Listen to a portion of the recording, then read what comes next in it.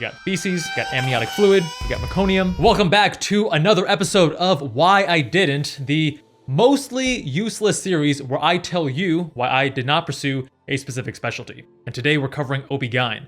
If you want to see an objective breakdown, check out So You Want to Be an OB-GYN on the Med School Insiders channel, linked below, where we work with multiple OB-GYNs to break down the specialty from a more balanced and unbiased perspective.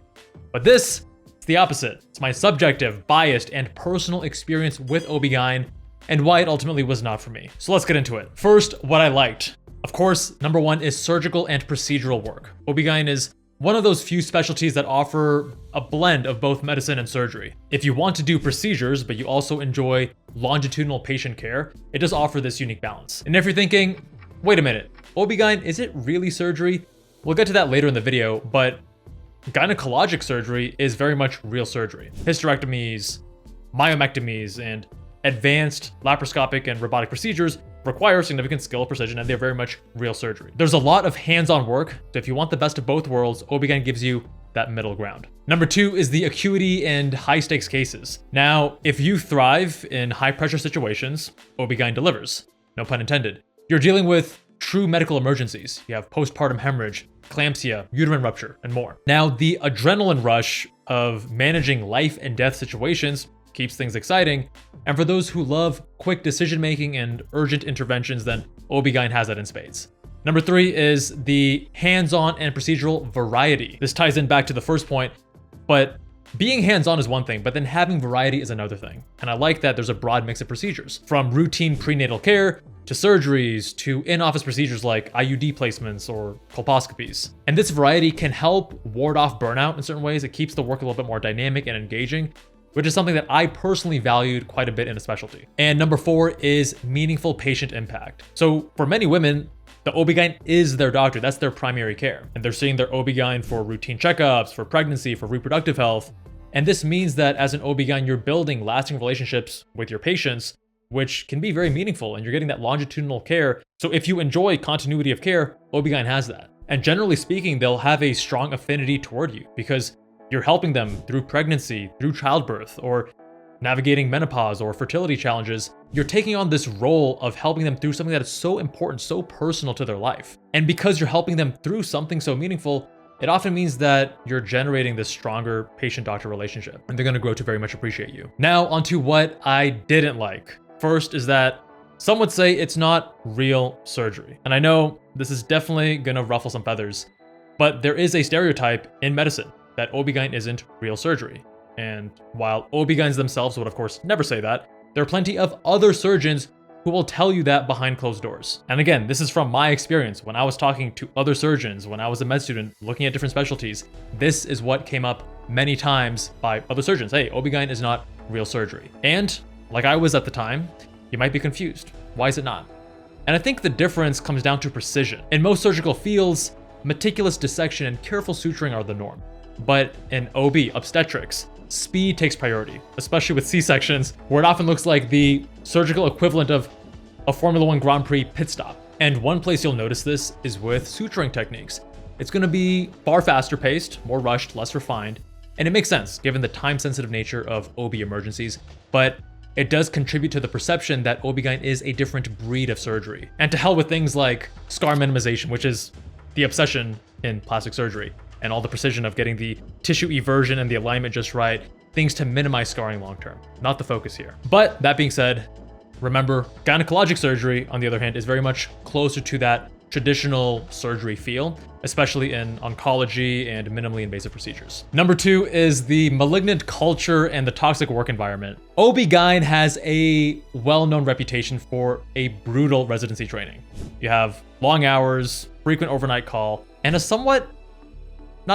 just a straight malignant culture where residents are often overworked and undersupported. You look at residents across different specialties, and what I saw a lot of, again, during my training, during my experiences, you may experience something different, is that the proportion of residents who were loving their job, loving their lives, and were excited about OB-GYN and their residency overall felt a few notches lower compared to other, even surgical specialties. The eat your young mentality is definitely alive and well in some programs, and many attendings can treat med students and junior residents like disposable labor rather than future colleagues. And if you find yourself in an environment like that, whether in OB-GYN or another challenging field, it is easy to feel drained and demoralized. It's a rough residency. And one of the things that can really suffer during this time is your health, and more specifically, your metabolic health. You have these late night shifts, hospital cafeteria food, stress eating, and so on. It all adds up. And it's tough to make changes when you're already running on empty. So if you're in a high intensity training program like OB-GYN or just a busy professional, your metabolic health takes a hit. And that's why I've been using Levels for years now to optimize my metabolic health and my diet. When you're constantly on the move, stressed, and making quick meal choices, Levels helps to keep you in check. Now, I've personally seen with my own body, my own data, how poor sleep and higher levels of stress from long work days can impact my blood sugar and my overall metabolic health. And with Levels, I can make better decisions. I can avoid these energy crashes, and it also helps keep my weight and body composition in a better place. And the reason is you have a tight feedback loop. You're seeing the real-time results of your blood sugar based on your sleep, your stress, what you're eating, etc. And it essentially leverages the Hawthorne effect. The Hawthorne effect is the phenomenon whereby people change their behavior if they know they're being observed. So you know if you go eat that junk food, you're gonna see the results on your CGM in a very short while later, and it's going to motivate you to not do that because you don't want to see those results, and it's going to help nudge you into better behaviors instead. If you've ever felt overwhelmed by the new focus on YouTube and elsewhere on social media around longevity, around health optimization, Levels helps to create that system where your desired behavior change becomes a little bit more frictionless, a little bit more effortless, just like James Clear talks about in his Atomic Habits book. And if you don't want to wear a CGM all the time, you can use the Levels app with or without a CGM using features like habit loops, AI-powered food and macro tracking, and more. If you want to try it yourself, see why I've been using it for over 5 years, why I even got my mom on it, use levels.link/Kevin Jubbal to get 2 free months on your annual Levels membership. Click the link on the description below. Number 3, childbirth. Is it beautiful, messy, some combination of the two? There's a big difference between watching your own child or your own family member being born versus delivering a stranger's baby. When it's your family, the emotion, the significance, the meaning of the moment overpowers everything. The fluids, the smells, the chaos. It's an unforgettable and deeply personal experience. But when it's not your family, it's just another delivery. And honestly, it can be pretty messy. You got feces, you got amniotic fluid, you got meconium. It's all part of the job, and it's not for everyone. And if I'm being honest, walking into that first delivery, no one told me this. I had no idea, and it was quite a surprise. And if you're someone who finds tremendous beauty in every birth, and you're not bothered by whatever sights and smells and sounds there are, you probably love it. But if you're not ready or not expecting those sights, sounds, and smells, then you might not find it as beautiful as some other people. Number 4 is sexism against men. And it's so sad that to even say this, I know there's gonna be pushback. Look, we can say that sexism against women is wrong, and we can say sexism against men is wrong. We can say sexism against anyone is wrong. It's not like by saying it's wrong for men, we're taking away that it's wrong for women. It's wrong for both. And somehow someone will still choose to misunderstand that. Now, OB-GYN is a female-dominated specialty, which is not inherently a problem. But I personally experienced a very strong bias against men in the field. And I remember firsthand on my rotation in 3rd year of med school, I witnessed multiple residents right in front of me in like a group conversation, openly trash talking all men. They even acknowledged my presence. They turned to me with this half-hearted like, oh, sorry, before continuing. And from my experience, from my perspective, it felt like double standards because I have never experienced or witnessed any group of male doctors or male surgeons bashing female doctors or female surgeons. And you know that if that were to happen, it would be completely unacceptable. But here, it almost felt like they were justified because, oh, you know, like the patriarchy or whatever. It'd be great if we just did not tolerate sexism in either direction. And again, I want to emphasize, this is just my experience.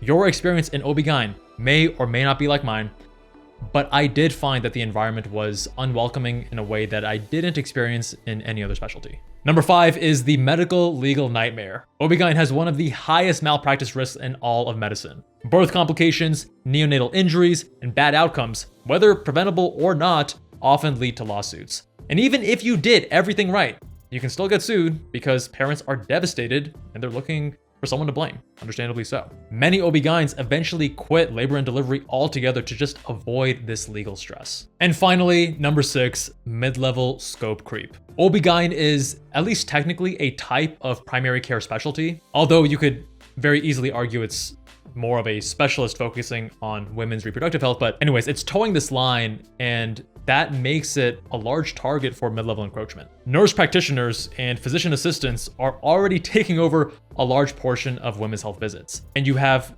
certified nurse midwives, or CNMs, who are managing deliveries with minimal physician oversight, and in some states, they actually have full autonomy. Future projections suggest that mid-levels will continue to gain ground in OB-GYN, and as they do, the job market for OB-GYNs will become even more competitive. So if you're considering OB-GYN, this is something to think about, especially if autonomy and job security are important to you. And finally, should you choose OB-GYN? If you find immense joy in the beauty of life, and you're truly passionate about pregnancy and childbirth and women's reproductive health, OB-GYN might be for you. And the long hours and the challenges are just worth it. They're the admission price that you pay. But if, like me, you find that you don't really fit into the culture of OB-GYN, maybe it doesn't scratch that itch for surgical precision that you want, or you want a residency that has a slightly different culture, or you're not a fan of these long L&D shifts, OB-GYN might not be the best fit. Remember, ultimately, the right specialty is the one where the worst parts are tolerable and the best parts make you excited to wake up in the morning. Let me know what specialty I should cover next.